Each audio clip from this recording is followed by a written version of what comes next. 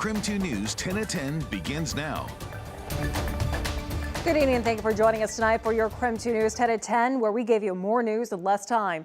I'm Cody Proctor. New at 10 tonight, football players at Pullman High School are accused of yelling racial slurs at North Central players who traveled to the Palouse last night. Referees suspended the game in the middle of the fourth quarter, citing unsportsmanlike conduct. KREM 2's Kyle Simchuk shows us what both schools are now saying tonight.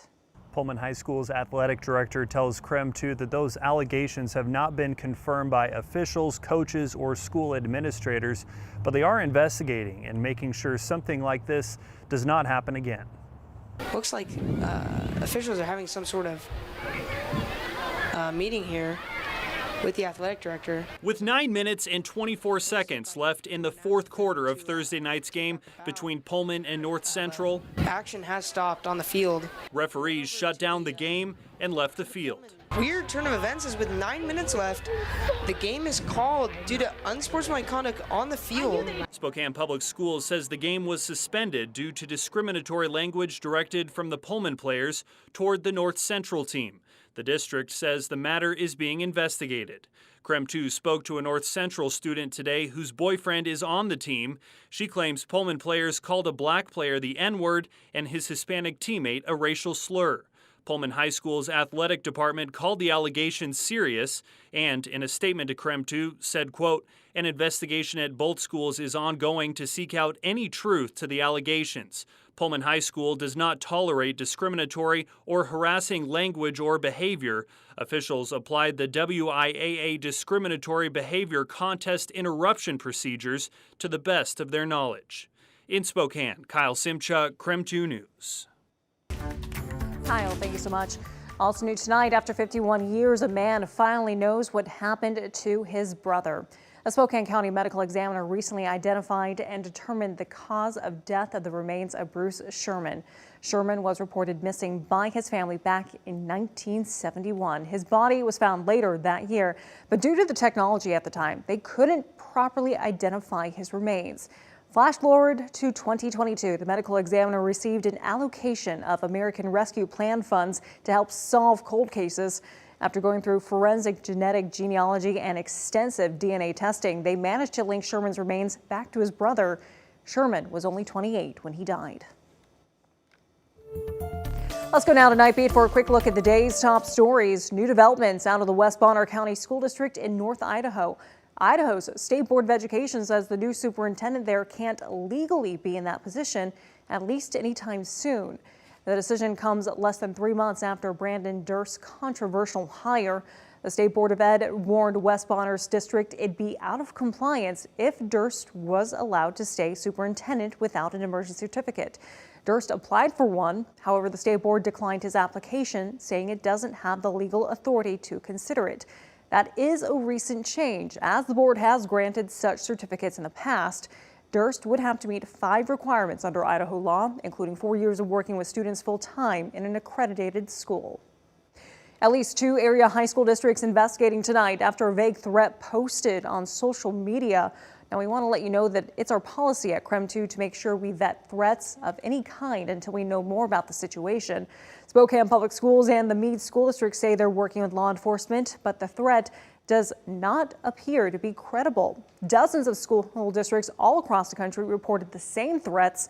Spokane Police says they had extra patrols around schools this morning, but all schools opened as usual. We want to be in a conference in a place where we can win conference championships. And Washington State University President Kirk Schultz discussed what's next for the school's athletic programs after the collapse of the Pac-12. He spoke with the university's Board of Regents about the conference breakup today. This comes more than 2 weeks since Cal and Stanford announced plans to leave the Pac-12 conference. Now only Oregon State and Washington State University remain. Schultz says they still have 3 options they're pursuing. They would be to join the Mountain West Conference, join the American Athletic Conference, or rebuild the Pac-12. He needs to consider all their options before final decisions are made. And that was your Night Beat. To learn more about any of these stories, head to our website, krem.com. And in the meantime, 4 members of North Idaho College's Board of Trustees met Wednesday for a special meeting. There, they debated proposed changes to board policies ahead of today's required update to the college's accreditor. That's reported by our news partners, the Bonner County Daily Bee. The trustees worked with NIC President Nick Swain to update and develop policies for presidential evaluation, retention of records, ethics, and new trustee onboarding. These policies were done at the recommendation of NIC's accreditor, the Northwest Commission on Colleges and Universities. Now, this comes more than a week after NIC made an appeal to the Idaho Supreme Court to overturn a Kootenai County judge's decision to reinstate the college's president. It's unclear when the decision to file the appeal was made. For the first time in history, the United Auto Workers unions striking against the three big automakers, General Motors, Ford, and Jeep maker Stellantis, all at the same time. About 13,000 auto workers traded the production line for the picket line today to demand higher wages, a shorter work week, and a return of pensions. The union is strategically striking at plants that make popular and lucrative SUVs and trucks like the Ford Bronco, the Jeep Wrangler, and the Chevy Colorado. The United Auto Workers unions asking for a 40% pay hike, but so far, automakers offered about half that. For the life of the contract, the initial demands were over $100 billion. We still have a ways to go with the offer they put on the table last night. General Motors CEO Mary Barra says the companies have to balance workers' demands with their need to transition vehicles from gas to electric. GM confirmed they may have to idle a plant in Kansas as early as next week due to the strike. Both sides expect negotiations to resume tomorrow. UAW made a counteroffer before the strike went into effect and say they're still waiting on a response from the big three automakers. New England braces for Hurricane Lee as it moves in tonight. Gusty winds and heavy rain lashed Bermuda last night as the storm tracked northward through the western Atlantic Ocean. Along the coast of Maine, fishermen and lobstermen work to get their boats to safety. Maine is expected to see the brunt of the storm tomorrow, and the state is under its first hurricane watch in 15 years. President Biden approved an emergency declaration for the state.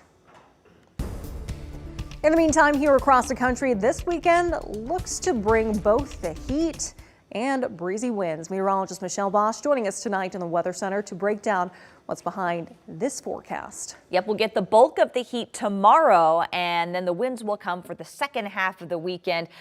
With the dry conditions, winds are not going to be ideal, and we'll talk about that in just a minute. But satellite and radar showing quiet conditions all across the inland northwest. We saw gorgeous blue skies today, expecting clear skies tonight and plenty of sunshine tomorrow. But with the added wind on top of the hot and dry conditions, a fire weather watch is going to be in effect for Sunday afternoon and evening, looking at wind gusts of 20 to 30 miles per hour and very low relative humidity of 12 to 24%. So any existing fires could grow even larger, and any new fires could spread rapidly under those conditions. Currently, temperatures have fallen into the 50s and 60s across the region. 66 in Spokane, cooler in Coeur d'Alene at 61, and in the 50s in Deer Park and Sandpoint. Clear skies expected tonight. Will bottom out in the lower 50s and heat up quickly tomorrow. The high of 88 degrees on Saturday and 81 on Sunday.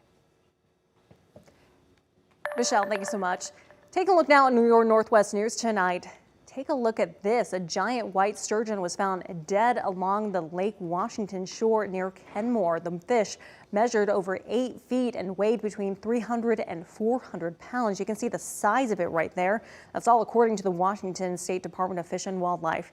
The department says it hasn't been able to determine exactly how the fish died, but estimate it was at least 60 years old. White sturgeons are native to the area and are protected by the state's Wildlife Action Plan. And that was your KREM 2 News 10 at 10, where you get more news in less time.